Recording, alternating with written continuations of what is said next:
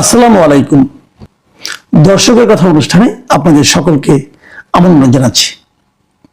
আজ আমরা যে কন্টেন্টের কমেন্টগুলো নিয়ে কথা বলবো, সে কন্টেন্টটা আজ থেকে 3 দিন আগে আমাদের এই চ্যানেলে প্রচারিত হয়েছিল। সেটার টাইটেল ছিল যে অনেক সমীকরণই পাল্টে যাবে এবারের নির্বাচনে। মানে এই কন্টেন্টে আমি আসলে বলতে চেয়েছিলাম যে এবারের নির্বাচনে ভোট দেওয়ার ক্ষেত্রে সাধারণ মানুষের কাছে প্রধান যে ইস্যুটা থাকবে সেটা হলো দুর্নীতি। মানে যারা দুর্নীতি করেন অথবা দুর্নীতি করছেন অথবা দুর্নীতি করবেন, এরকম যাদের সম্পর্কে মানুষের যে ধারণা থাকবে তাদেরকে মানুষ হয়তো ভোট দিতে চাইবে না, এরকম একটা বক্তব্য আমার এই কন্টেন্টে ছিল। এবং এখানে যে কমেন্টগুলো পড়েছে, বিভিন্ন ধরনের কমেন্ট পড়েছে, কেউ সমালোচনা করেছেন, কেউ প্রশংসা করেছেন। সেগুলো থেকে কয়েকটা নির্বাচিত কমেন্ট আমি পড়ছি।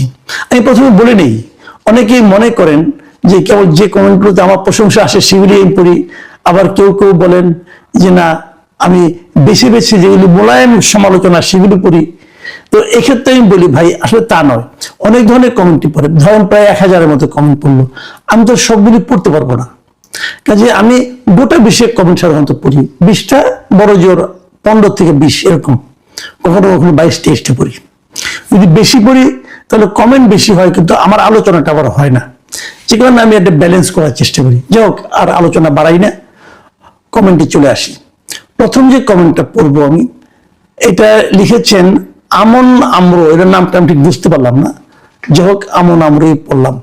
তিনি লিখেছেন, মাসুদ কামাল ভাই, আপনাকে অন্তরের অন্তরস্থল থেকে শ্রদ্ধা, অভিনন্দন আজকে সুন্দর একটা বিষয় আলোচনা করার জন্য। দুর্নীতিটাই আমাদের মূল সমস্যা। একটু প্রশংসা আছে আর কি আমার, এই জন্যই হয়তো পড়লাম। মোহাম্মদ জুবায়ের হোসেন লিখেছেন, হঠাৎ মাসুদ কামাল ভালো হয়ে গেল কিভাবে? দেখুন, কিছু প্রশংসা আসতে, কিন্তু আবার এটার মধ্যে একটা খোঁচা আছে। মানে আমি এতদিন খারাপ ছিলাম, হঠাৎ করে এই কন্টেন্টের মাধ্যমে ভালো হয়ে গেছি। আজ একটু পরে বলি, কয়েকটা কমেন্ট পড়ে নিয়ে একবারে মন্তব্য করি। পবিত্র লিখেছেন, মাসুদ ভাই ইজ ব্যাক। আজকে জনগণের দালালি করলেন, আমাদের মনের কথা বললেন। আমরা আর আওয়ামী লীগ বিএনপি লুটের রাতে চাই না। ডিজে মাই লাভ, তিনি লিখেছেন, আমি আপনাকে দালাল বলে কমেন্ট করি, আজকে আপনাকে লাভ দিলাম, কিন্তু জানি আপনি খুশি হবেন না। আমরা সাধারণ মানুষ চাই আমাদের একটা সুশীল সমাজটা নৈর্ব্যক্তিক কথা বলুক। জামাত হোক, এনসিপি, বিএনপি বাংলাদেশের পক্ষে, কোনো দলের পক্ষে নয়। যাই হোক, একই লক্ষ্য করেন, ডিজে মাই লাভ, আপনি ডিজের মধ্যে লিখেছেন, আপনি এত বড় একটা লেখা লিখেছেন, মাঝখানে কোথাও দাড়ি, কমা না সেমিকোলন কিচ্ছু নাই। কাজে আমি কিন্তু বুঝতে পারি না, বিভ্রান্ত হয়ে যাই যে কোনটা আপনার সেন্টেন্স হলো। কাজে আমি আমার মতো করে পড়েছি, শেষ দিকে এসে কিন্তু আমিও এলোমেলো বাঁধিয়ে ফেলেছি। কাজে আমি সবাইকে অনুরোধ করব, যখন কমেন্ট করবেন এই জ্যোতি চিহ্নগুলো একটু দিয়েন, মানে কোথায় আমাকে থামতে হবে এটা যদি আপনি বলে দেন তাহলে ভালো হয়। কারণ আমি যদি আমার মতো করে থামি তাহলে তো অর্থটা ভুলও হতে পারে। সবাইকে রিকোয়েস্ট, এই কাজটা করবেন। যাও, আমি এখন এই যে কয়েকটা কমেন্ট পড়লাম, যারা আমাকে প্রশংসা করলেন, যারা আমাকে সমালোচনা করলেন, তাদের আরো কিছু আছে, এরকম পরে বলছি। এখানে দেখুন, একটা জিনিস হলো কি, অনেকে আমাকে মাঝখানে অনেকদিন পছন্দ করেন, আজকে আবার করেছেন, তার মানে এই না আগামীকাল করবেন। বিষয়টা দাঁড়াচ্ছে এটাই, আমাদের যে মন মানসিকতা। ধরেন আপনি একটা কথা ভাবেন, যদি আপনার ভাবনার সঙ্গে আমার ভাবনাটা মিলে যায় তাহলে আপনি মনে করেন আমি জনগণের পক্ষে আছি। আর যদি আপনার ভাবনার সঙ্গে আমার ভাবনাটা না মিলে যায় তাহলে আপনি ভাবেন আমি দালাল হয়ে গেছি। অথবা আমাদের অনেকে কিন্তু রাজনৈতিক ভাবে কোনো না কোনো দলের সঙ্গে নিজের নৈকট্য অনুভব করেন। অনেকে মনে করেন যে তিনি হয়তো বিএনপি করতে চান, অনেকে আছেন জামাতের পক্ষে, অনেকে আছেন আওয়ামী লীগের পক্ষে। এখন আমার এই বক্তব্যটা যদি জামাতের পক্ষে যায়, অথবা আপনি যদি মনে করেন যে জামাতের পক্ষে গিয়েছি, তাহলে আপনি মনে করেন যে আমি ঠিক আছি। ভাই, আমি আমার জায়গাতে আছি, আমার হিসাবটা আপনার একটু খেয়াল করার চেষ্টা করেন। আমি কি বলেছি? আমি কোনো দলের লোক না রে ভাই, আমি বেসিক্যালি সাংবাদিকতাই করেছি গত 3.5 দশক ধরে। দোয়া করবেন যেন শেষ পর্যন্ত সাংবাদিক হিসাবে মরতে পারি। আর আমার কোনো রাজনৈতিক অভিলাষ নাই, আমার কোনো রাজনৈতিক সম্পৃক্ততা নাই কোনো দলের সঙ্গে। আমি যখন যেটা ভালো লাগে সেটাকে ভালো বলি, যেটাকে খারাপ লাগে সেটাকে খারাপ বলি। খারাপ বললে কে কষ্ট পাবেন সেটা আমি তাকাই না, ভালো বললে কে খুশি হবেন সেটাও আমাকে মোটেই স্পর্শ করে না। আমার সম্পর্কে বেশি বলার দরকার নাই, লজ্জাও লাগে, আরেকবার বললাম আর কি। আসেন এর পরের কমেন্টটা যাই। এটা জাকির ভাই লিখেছেন, আমি আপনার কন্টেন্ট নিয়মিত দেখি, কখনো ভালো লাগে আবার কখনো বিরক্ত হয়ে আনসাবস্ক্রাইবও করি, পরে আবার সাবস্ক্রাইব করি, কারণ আপনি মাঝে মাঝে আজাইরা পেঁচালো বলেন, কিন্তু আজকে যে কন্টেন্টটা দিয়েছেন সেটা একদম সাধারণ মানুষের মনের কথা। এই ধরনের কন্টেন্টটি আসলে আপনার সবচেয়ে বেস্ট। তাই আজকের কন্টেন্টের জন্য আমি মন থেকে সত্যি অ্যাপ্রিসিয়েট করতে চাই। আমি আপনাকে বলতে চাই, সবসময় সাধারণ মানুষের কথা বলুন, সাধারণ মানুষের পালস বুঝে কন্টেন্ট তৈরি করুন, তাহলে মানুষ আপনাকে মন থেকে সাপোর্ট করবে। জাকির ভাই, আপনাকে অনেক ধন্যবাদ, আপনার এই বক্তব্যের সঙ্গে আমিও একমত। এম আলী লিখেছেন, মাসুদ কামালের সাথে নিরপেক্ষতাই মানানসই, আশা করি ভবিষ্যতে জনগণের হয়ে নিরপেক্ষ কথা বলবেন। আতাউর রহমান খান লিখেছেন, এরূপ স্পষ্টবাদীদের জন্য রাষ্ট্র কর্তৃক সেফগার্ড থাকা উচিত। দেখেন আতাউর রহমান খান সাহেব, আপনাকে আমি বলি, আপনার এই কমেন্টটা আমার খুশি হওয়ার কথা, কিন্তু আমি খুশি হতে চাই, কিন্তু আমি একটু ব্যাখ্যা করি এখানে। দেখুন, আমার কোনো সেফগার্ড দরকার নাই, যেই স্পষ্টবাদী হোক তার জন্য সেফগার্ড আলাদাভাবে থাকতে হবে কেন? কথাটা হলো, যে কথা বলবে সে কথা বলবে, তার উপর হুমকিটা আসবে কেন? হুমকি না আসলে সে সেফ। যারা এই ধরনের হুমকি ক্রিয়েট করেন অথবা যারা মব করেন, যারা গালাগালি করেন, যারা তার জীবনকে অতিষ্ঠ করে তুলতে চান, তাদের ব্যাপারে রাষ্ট্র ব্যবস্থা নিক। সেটা কিন্তু আমার জন্য না, সবার জন্যই হোক। আমাকে আলাদাভাবে কোনো সেফটি দেওয়ার দরকার নেই। আমার সেফটি আমি আছি, আল্লাহ আছে, কোনো সমস্যা নেই, হয়ে যাবে। কিন্তু আমার কথা হলো কি, ওই দুষ্ট লোকদের প্রতিহত করা এটা রাষ্ট্রের দায়িত্ব। আলাদাভাবে বাড়তিভাবে আমার জন্য কোনো সেফটির দরকার নেই। শাহিন মোহাম্মদ লিখেছেন, মাসুদ কামাল ভাই, আমি একটি অনুভূতির কথা বলি, এটা প্লিজ একটু মন দিয়ে শুনেন। আমার এরকম প্রবাসী 2-3টা অনুভূতি আছে, 2-3 জনের এক্সপিরিয়েন্স আছে, আপনি একটু শুনেন মন দিয়ে। শাহিন মোহাম্মদ তিনি লিখেছেন, মাসুদ কামাল ভাই, আমি একটি অনুভূতির কথা বলি। আমি একজন প্রবাসী। যখন আমি বাড়িতে ফোন করি তখন আমার ছোট বাচ্চা, বয়স 5 বছর হবে, তখন সে দাঁড়িপাল্লার পক্ষে স্লোগান দেয়। হয়তো সে সোশ্যাল মিডিয়া থেকে স্লোগান শিখেছে, কিন্তু সেটা বড় কথা নয়। এর স্লোগান আমার স্ত্রী হতে শুরু করে পরিবারের সবার মধ্যে একটা আবেগ সৃষ্টি করে। আমার পরিবারের মনোভাব দেখে বোঝা যায় তারা দাঁড়িপাল্লার প্রতি দুর্বল হয়ে গেছে। কিন্তু আমি নিজে বিএনপি করি, বিএনপির ওয়ার্ডের নেতা ছিলাম। এখন আমি কি করি?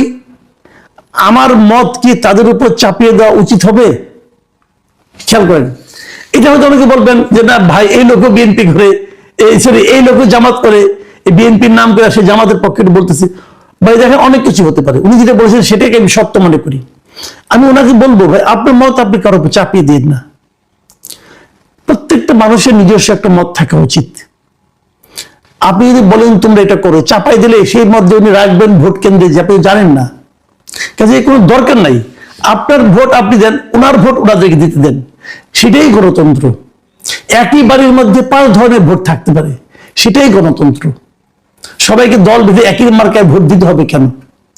আমরা দেখি কার মত থেকে শেষ পর্যন্ত। আচ্ছা, এই একই ধরনের আরেকটা পড়ি আপনাদেরকে। আব্দুর রহিম লিখেছেন, মাসুদ কামাল ভাই কেমন আছেন?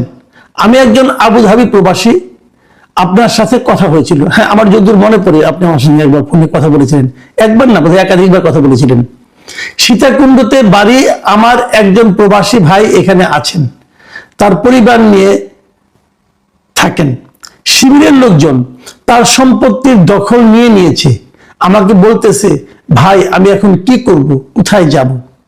দেখেন, একটু আগে একজন প্রবাসী বললেন যে তার বাড়িতে তার সন্তান দাঁড়িপাল্লার পক্ষে স্লোগান দিচ্ছে, তার পরিবারের লোকজন দাঁড়িপাল্লার প্রতি এক ধরনের আপনার সহানুভূতি প্রকাশ করেছে। আর এখানে আমি কি দেখলাম, আরেকজন প্রবাসী বলতেছেন যে তার একজন প্রবাসীর বাড়ি শিবিরের লোকজন দখল করে নিচ্ছে। তাহলে আমরা আসলে কিন্তু 2 ধরনের চিত্র দেখছি। জামাতের প্রতি মানুষের যেরকম অনুরাগ দেখছি, সেরকম বিরাগও দেখছি। আমি রহিম ভাইকে বলবো, আপনি আপনার প্রবাসীর কোথায় ঘটনা, কিভাবে ঘটনা, ডিটেল আমাকে জানান, ডিটেল জানান। যদি আমি একটু চেক করে দেখব, যদি সেটা অথেন্টিক হয় আমরা সেটাও প্রচার করব। শিবির একদম যে চাঁদাবাজি করছে না তা তো এখন মনে হচ্ছে না, কাজে সেটাও আমাদের কিন্তু প্রচার করা উচিত। আপনি আমাকে পাঠান ভাই। ডিবেট লিখেছেন, অনেক সুন্দর বাস্তব ধর্মী আলোচনা করেছেন, অসংখ্য ধন্যবাদ আপনাকে। চাঁদাবাজি কমলে জিনিসপত্রের দাম অনেকটা কমে আসবে, দেশের সকল ভোটারকে এটা বুঝে ভোট দিতে হবে। ফাতিমা ইসলাম লিখেছেন, হাদিয়ার নামে চাঁদাবাজি করে যে জীবন অতিষ্ঠ করে দিল তা নিয়ে তো কিছু বলেন না। ভাই বলবো কিভাবে, এই তো আপনি বললেন, সমস্যা নাই, একজন বললেই তো হলো। কথাটা প্রকাশ হওয়া দিয়ে কথা। আমি যদি আমার চোখের সামনে থাকে আমি বলবো, যদি আমাকে কেউ তথ্য দেয় তাহলে আমি বলবো, আর আমি তো শুনে বানিয়ে বানিয়ে বলতে পারবো না। আপনি জানেন জিনিসটা, আপনি যদি তথ্য প্রমাণ দেন তাহলে সেটা আরো ভালো হয়। জাহিদুল মেনন লিখেছেন, বিএনপি এবং জামায়াত প্রধানের নির্বাচনী হলফনামা একটু বিশ্লেষণ করুন। দুর্নীতির বিরুদ্ধে তাদের লড়াই যে কি পরিমাণ ফাঁকা বলি তা সহজেই বুঝতে পারবেন। দেখুন, ইন্টারেস্টিং কথা কিন্তু, বিএনপি এবং জামাতের দলীয় প্রধানের যে দুর্নীতি বিরোধী বক্তব্য, সেটাকে এই জাহিদুল মেনন সাহেব মনে করছেন এটা একদম ফাঁকা বলি। কাজে যারা এ ধরনের কথা বলছেন তারা একটু কেয়ারফুল হন। মিস আঞ্জিরা বেগম লিখেছেন, এটা ইন্টারেস্টিং, এই জন্য আমি পড়ছি। উনি আবার এটা ইংরেজিতে লিখেছেন, মানে বাংলিশে লিখেছেন, বাংলার কথা ইংরেজিতে লিখেছেন। তিনি লিখেছেন, মাসুদ কামাল ভাই, আমরা সেই পুরনো মাসুদ কামালকে খুঁজে পেলাম। আমরা কোথাও 1 টাকা ঘুষ দিতে রাজি নই। সরকারি পশু হাসপাতালে আমার বিড়াল এর জ্বর মাপতে 20 টাকা ঘুষ দিতে হয়েছে।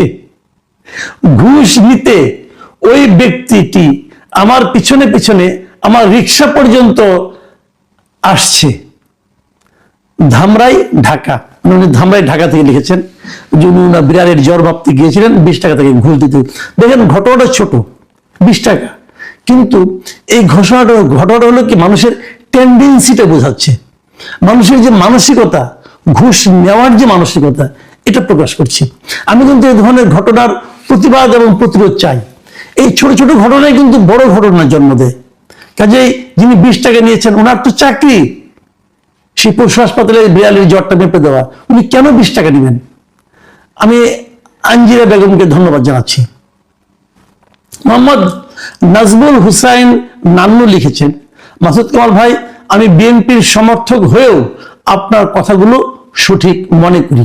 টুটুল খান লিখেছেন, জামায়াত জোর গলায় বলছে আমরা চাঁদাবাজি করি না, করতে দেব না, তাই সবাই একবার পরীক্ষা করার জন্য জামায়াতকে ভোট দেন। মোহাম্মদ রফিকুল ইসলাম লিখেছেন, কামাল ভাই, চাঁদাবাজরা সারা জীবনই ফাও খায়। জামাত ক্ষমতায় আসলে এই চাঁদাবাজরা লম্বা দাড়ি রাখতে, পাঞ্জাবি পরবে, টুপি পরবে আর বলবে এতদিন চাঁদা দিয়ে পাপ করেছে, এখন হাদিয়া দাও। এই হাদিয়ার টাকা দিয়ে মসজিদ বানাবো, মাদ্রাসার কাজ করব, এতিমদের খাওয়াবো। এই চাঁদা কখনো শেষ হবে না। মানে ওনার যে বক্তব্যটা, এই বক্তব্যটা কিন্তু আমার জন্য একটু আতঙ্কের ব্যাপার মনে হচ্ছে। উনি বলতে যাচ্ছেন যে যদি জামাতে ক্ষমতায় আসে তবু নাকি চাঁদাবাজি চলবে, তখন সে চাঁদাবাজির নামটা পরিবর্তন হয়ে হাদিয়া হয়ে যাবে। বড় ভয়ঙ্কর কথা কিন্তু। রমজান আলী লিখেছেন, কামাল ভাই, চাঁদা কিছু পুলিশে ভাগ নেয়, পুলিশ যদি ভাগ না নেয়, পুলিশ 24 ঘন্টার মধ্যে চাঁদাবাজি, টেন্ডারবাজি বন্ধ করতে পারবে ইনশাল্লাহ। প্রশাসন সৎ না হলে ওই জাতির দুর্নীতি দূর হবে না। এটা কিন্তু একটা দারুণ কথা বলেছেন উনি, যে আসলে কিন্তু পুলিশ জানে চাঁদাবাজিটা কে করে। পুলিশ যদি ওই টাকা থেকে তাদের ভাগটা না নেয় তাহলে ওনার বক্তব্য যে চাঁদাবাজি দূর করা সম্ভব।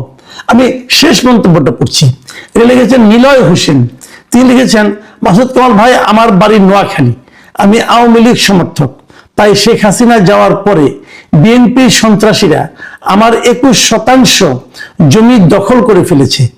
আমি ভয়ে বাড়িতে যাই না, 16 মাস পালিয়ে বেড়াই, অথচ আমি আওয়ামী লীগের পদধারী কোনো নেতা ছিলাম না। আমার অপরাধ, আমি আওয়ামী লীগ।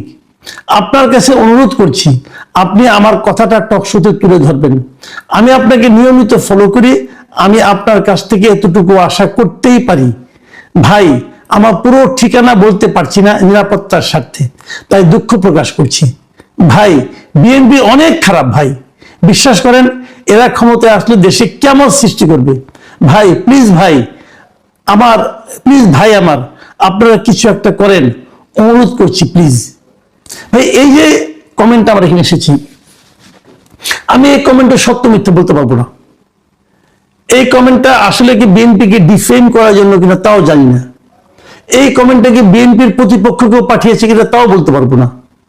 কিন্তু আমি এখানে এটুকু বলবো যে এই ধরনের ঘটনা কি আসলে ঘটছে না?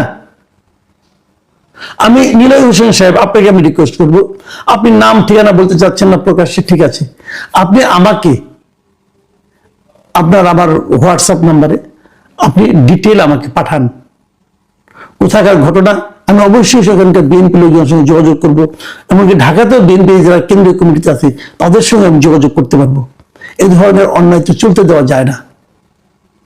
প্রিয় দর্শক, আপনারা সবাই ভালো থাকবেন, আজ এ পর্যন্তই।